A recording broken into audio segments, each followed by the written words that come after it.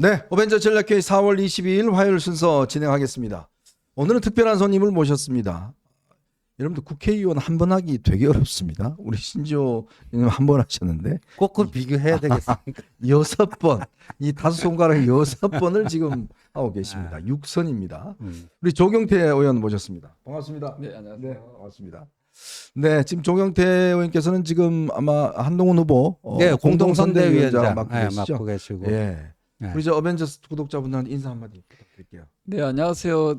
애청자 여러분, 정말 만나 뵙게 되어서 반갑습니다. 오늘 이 자리에서 두 분 아주 훌륭하신 두 분을 모시고 또 여러분들을 같이 뵙게 되어서 너무 영광스럽고요. 최선을 다해서 좋은 프로가 될 수 있도록 노력하겠습니다. 감사합니다. 네, 고맙습니다. 아, 뭐 지금 빨간색 우리 손이 뭐 뭐 그냥 난리가 났습니다. 난리 났습니다. 네.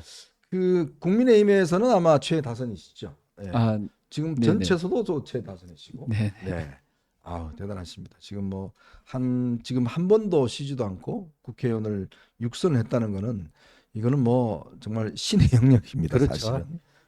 참 신의 영역이고. 우리 조경태 의원님이 그 민주당에서 3선을 하셨어요. 그때 민주당에서 3선할 때 부산에서 내리 3선을 했으니까 네. 민주당 그 저기를 잇고 3선한다는 건 쉬운 일이 아니었죠. 아유. 근데 제가 그때 18대 국회 때 같이 의정 활동하는데 참 그 전설 같은 게 있었어요. 네.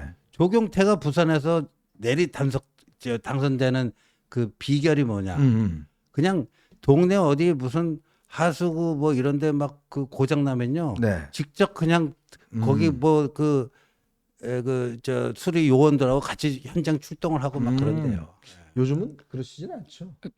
보통 그러지 않습니까? 아, 그렇습니까? 지금 배우세요. 지금 이런 자세가 지금 그러니까요. 일단 다르잖아요. 그러니까 육선 지금. 아무나 하는 거 아니죠, 진짜. 아, 예, 예. 감사합니다. 네. 예. 네, 제가 좀 더 이제 본격적인 좀 토론에 들어가기 전에요. 몇 가지 지금 들어온 속보들 좀 챙겨보도록 하겠습니다. 이재명 대표 선거법 사건 오늘 상고심이요. 대법원이 굉장히 이례적으로 오늘 대법원 2부에 배당을 했다가 곧바로 전원합의체에 넘겼습니다. 전원합의체라고 하는 것은 대법관 전원이 참석하는, 즉 법원 행정처장을 제외하고 법원 이 대법관들이 전원이 참석하는 전원합의체의 성격입니다. 보통 전원합의체라고 이야기를 하면 그러니까 이 소부에서 합의가 되지 않아서 굉장히 논쟁적일 때 전원합의체를 넘기는 경우가 있고요. 두 번째로는 판례 변경이 필요할 때, 즉 어떤 이 항소심에서의 어떤 결과에 대한 판례가 이게 맞지 않을 때 판례 변경을 할 때 이것 또한 요구가 되고요. 또 굉장히 중대한 사건일 때 전원합의체에서 심리를 하게 돼 있습니다. 근데 이재명 후보 같은 경우는 이미 한번 간 적이 있죠. 경기도지사 때 당시에 이제 이 1심에서는 당시에 무죄가 나왔고요. 2심에서 그때는 유죄가 나왔습니다. 그렇죠. 근데 이 결국 상고심에서 전원합의체에서 당시 권순일이 앞장서서 무죄를 그렇죠. 선동해서 결국 무죄 선고가 난 적이 있습니다. 네. 그래서 살아난 적이 있는데 이번에는 참 묘해요. 자, 이번엔 1심은 유죄가 나왔습니다. 네. 2심은 무죄가 나왔어요. 네. 자, 상고심은 뭐가 나올까요? 저는 그 뭐가 나올 거라고 보는데 네. 문제는 타이밍입니다. 음. 이번 그 대법원 판결은 유무죄보다도 타이밍이에요, 타이밍. 그러니까 대선 전에 나오느냐, 6.3 대선 전에 나오느냐, 그 후로 밀리느냐인데 아마도 그 밀릴 가능성이 높아 보이고요. 네. 밀리게 된다면 헌법 84조 적용 문제 가지고 그 중단되는 그 불소추 특권에 재판 진행도 포함되는지 여부 가지고 뭐 이렇게 쟁점이 유무죄와는 달리 진행될 가능성이 높아 보입니다.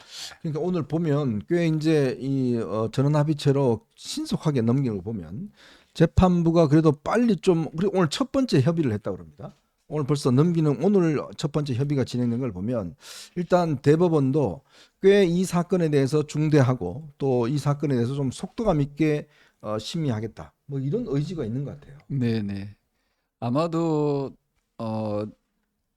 지금 우리 국민들께서 상당히 어쩌면 좀 불행하다라고 할 수 있는 게 바로 전임 대통령이 위헌적인 비상계엄을 통해서 파면되지 않았습니까? 그렇죠. 헌법재판소에서.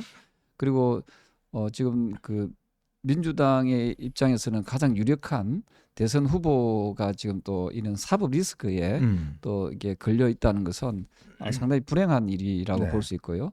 따라서 국민들께서는 이런 판단을 할 수 있을 거라고 생각합니다. 좀 위헌적이고 위법적인 그런 비상계엄을 했던 윤석열 전 대통령처럼 사법 리스크가 아주 큰 후보에 대해서는 좀 배격을 하자. 네. 하는 그런 좀 깨끗한 후보를 뽑아야 되지 않을까 하는 네. 것이 오늘 이런 어떤 사건을 보면서 이런 진행을 보면서 더욱더 절실하지 않을까 이런 생각을 네. 하게 됩니다. 맞습니다. 이게 지금 재판이요. 만약에 이 대법원이 6월 3일 전에 결론을 내리기가 꽤 이제 이 전례를 보면 꽤 네. 어려울 겁니다. 그렇죠. 전원합의체가 심리는 꽤 오래 걸리니까요.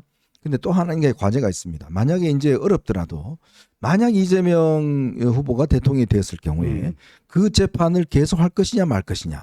바로 이게 이제 가장 핵심적인 쟁점이고 그렇죠. 헌법 84조에 대한 이제 지적인데요. 아마 예전에 이제 한동훈 후보도 그 이야기를 했지만 이게 재판을 중단해야 된다는 명문적인 규정이 없어요. 네. 이제 그러다 보면 자칫 대법원에서 야 우리 그냥 계속해라고 하면 만약 파기환송해서 실형을 선고하면 또 선거 치러야 돼요. 그렇죠. 그러니까 대통령 당선되고 한 달 후에 그런 일이 벌어질 수가 있어요. 네. 재판을 계속 진행하게 된다면. 그래서 지난번에 한덕수 권한대행이 이완규, 함상훈 두 명의 대통령목 헌법재판관을 본인은 지명을 한 거 아니라고 그랬는데 헌재에서는 지명한 걸로 간주를 했죠. 네. 지명을 했을 때 이재명 측에서 펄쩍 뛴 게 일단 그 대법원에서 할지 말지를 판단하지만 헌법 그 84조 헌법 해석 권한은 헌재가 가지고 있는 게 아닙니까? 그러니까 나중에 그게 헌재에서 최종 판단을 하게 되는 상황이 올 수도 있는 거죠. 네. 그러니까 그때 대비해서 그 두 명은 이제 자기가 당선되면 자기가 심어야지 왜 한덕수 당신이 심느냐. 그래가지고 그때 뭐 정말 탄핵한다 만다 이 얘기까지 나왔던 게 그런 배경이라고 봅니다. 네. 자, 어쨌든 한번 지켜보겠습니다. 대법원이 얼마나 또 신속하고 정의로운 판단을 내릴지 저희가 한번 계속 지켜보도록 하겠습니다. 어제 여러분들 깜짝 놀라셨죠? 오후에. 저도 이런 거 처음 봅니다. 한동훈 후보의 후원금이 11시간 만에 29억 4천만 원이 다 모금이 됐습니다. 아마 제가 이 경험하는 분은 이런 유례가 별로 없었던 것 같은데. 10시간 55분입니다. 죄송합니다. 네. 5분을 빼먹었습니다. 5분을 빼먹었습니다. 10시간 55분 만에 29억 4천만 원을 일단 모금을 했는데 우리 그러니까 이 종태 의원님은 지금 6선이 나셨는데 이런 사례 보신 적이 있습니까? 사실은 좀 기록적인 그런 그 어떤 성과라고 보고 있고요. 네. 다만 저는 이럴수록 우리 그 보수 쪽에 또 한 후보를 지지하는 분들은 더 무거운 책임감을 가지고 임해야 된다 이렇게 봅니다. 네. 사실은 윤석열 전 대통령을 뽑았던 것은 대한민국을 좀 정상적으로 좀 이렇게 되돌려 달라는 그런 취지였거든요. 그렇죠. 근데 정상은커녕 오히려 더 망쳐놔 버렸지 않습니까? 비상계엄을 통해서. 네. 이런 부분에 대해서 우리는 좀 뼈저린 반성이 있어야 된다고 보고 있고요. 그런 의미에서 이번에 그 후원을 10시간 50분 만에 이렇게 한도를 차게 해준 부분에 대해서는 우리 한동훈 후보부터 해서 정말 감사하는 마음을 가슴에 품으면서 저는 정치 활동을 해야 된다. 네. 이런 생각입니다. 그래서 우리 나와 있는 그 캠프의 일원들한테도 항상 겸손하게 정말 진정성 있게 국민들께 호소해야 된다. 그런 말씀을 하고 네. 있습니다. 그 이제 조 의원님도 이 국회의원이시니까 이 후원금 모금하는 거 이거 간단치 않잖아요. 네. 보통 이게 평상시에는 1억 5천인가요? 네, 네. 3억이고. 네. 그거 채우기 쉽지 않을걸요. 예, 상당히 어려운 부분이고요. 그만큼 우리 한 후보에 대한 그 팬덤이 형성이 되어 있고 네. 또한 국민적 그 열망, 기대가 높다는 것이죠. 지금 8분의 후보들이 다 훌륭하긴 하지만 네. 제가 한 분 한 분을 쭉 이렇게 면면을 살펴보면은 지금 우리가 상대적으로 상대당 후보보다는 조금 지지율이나 여러 가지 면에서 좀 약세지 않습니까? 그렇죠.